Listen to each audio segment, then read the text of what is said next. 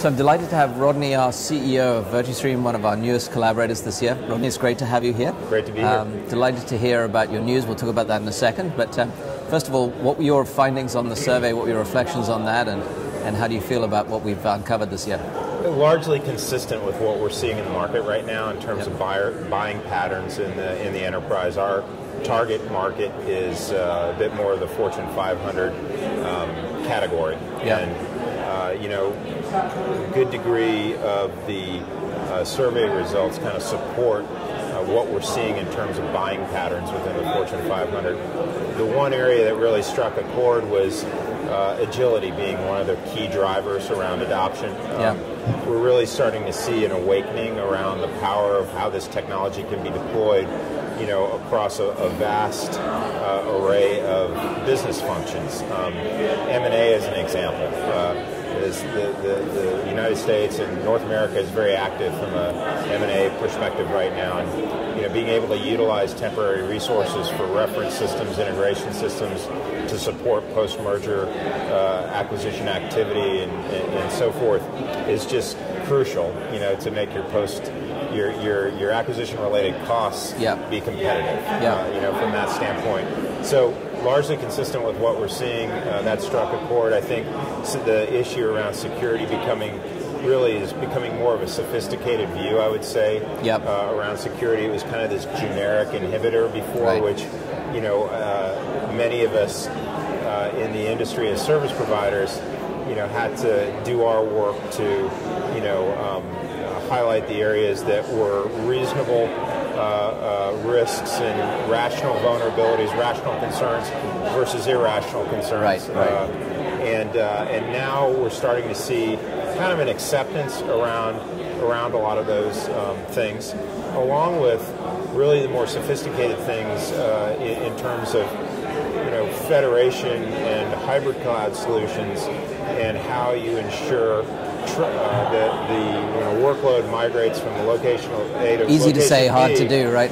Hard to do, and how do you maintain your security protocol through that? How do you move from trusted pools of resources to trusted pools of resources, taking the concept of security and kind of making it elastic itself? So we're seeing a lot more sophistication in that, a lot higher buyer IQ from that standpoint and the like. So it was good to see the results of the survey is not something we had missed, selling it in the marketplace. Largely expected it, and we see the space as being incredibly active, incredibly dynamic, and the like. Any surprises, like, for example, business leading IT and the specific applications that were leading it?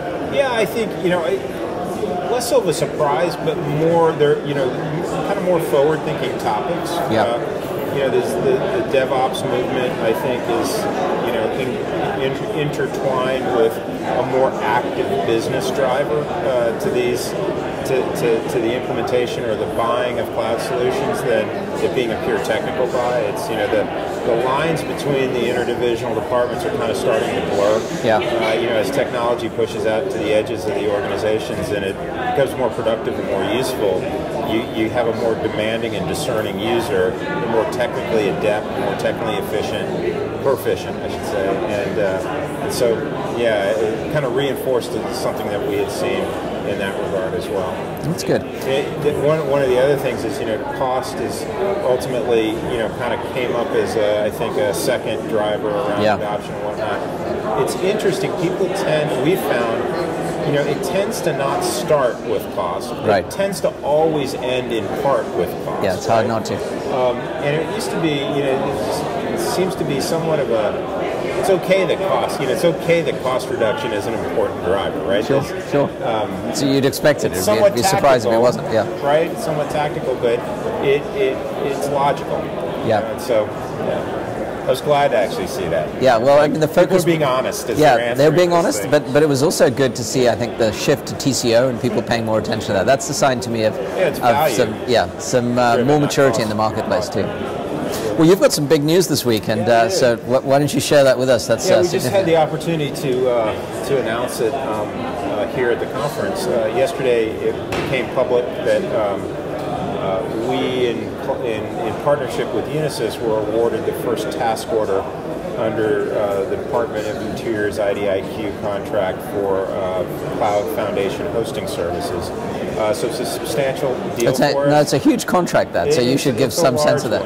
It involves moving the DOI's SAP landscapes to the cloud, which will be on our infrastructure as a service cloud platform. Congratulations. Stream. Thank you. And we've focused, since Virtustream was conceived and since we initiated the business in early 2009, we're a relatively young company still at 4.5 years old.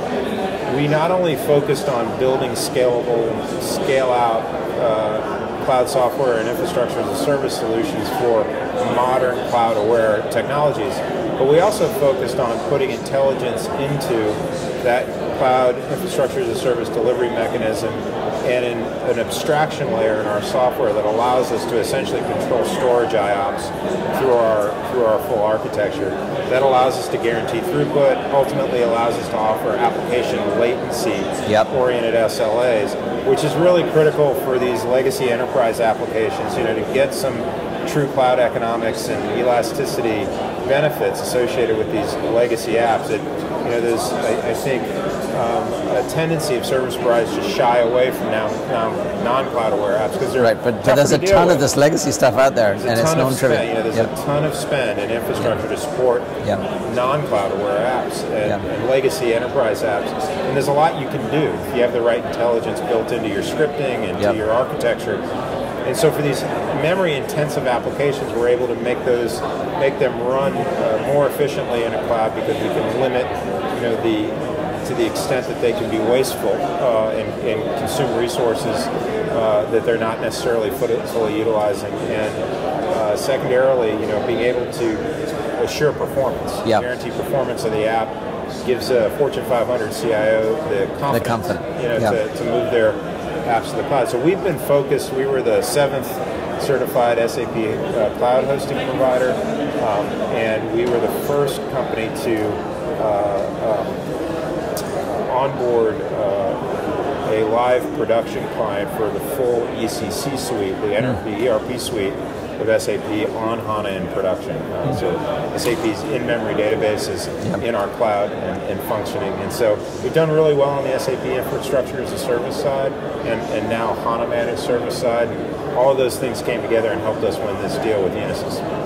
Well, it's great, and it gives me a chance to ask the next question, which is, of course, there's an example of it, but what is the way that you're going to continue to differentiate as an infrastructure as a service player? Because a lot of what people would see in the landscape is that you're up against the land of giants, and what they're winning on, of course, is economies of scale. So that's a tough thing to compete against. So how will you differentiate there, and how will you end up loading? When you start a venture-backed company and you decide you're going to compete against AWS on one end and IBM on the other, you had better invent something architecturally that allows you to compete as opposed to competing on. You got to play a different game, right? And so we think we've effectively done that. This abstraction layer drives out. We tend to size environments and therefore price them 25 to 30% lower than sophisticated virtualized solutions. So, our abstraction layer allows us to, in a sense, virtualize virtual machines.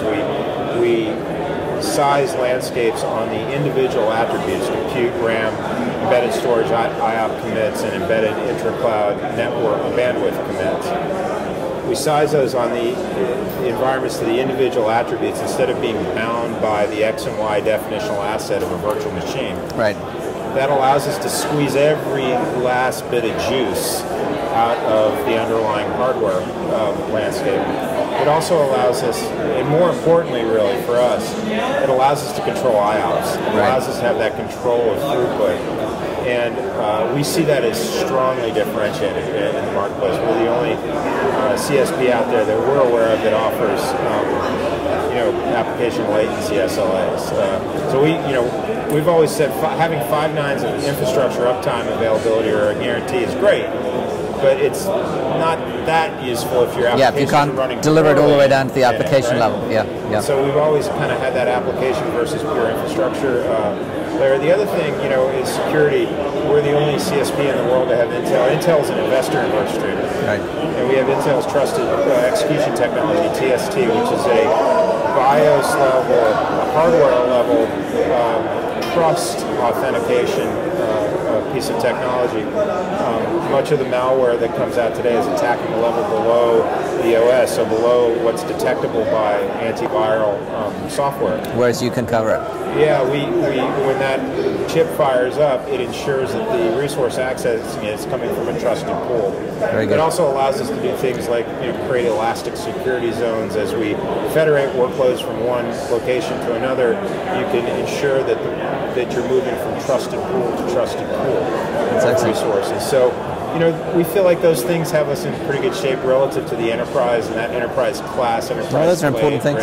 Cloud solution. Well, that's great. Well, congratulations on the win, and here's to a great year ahead for you, and look forward to talking to you again next year. Excellent. Thanks for participating.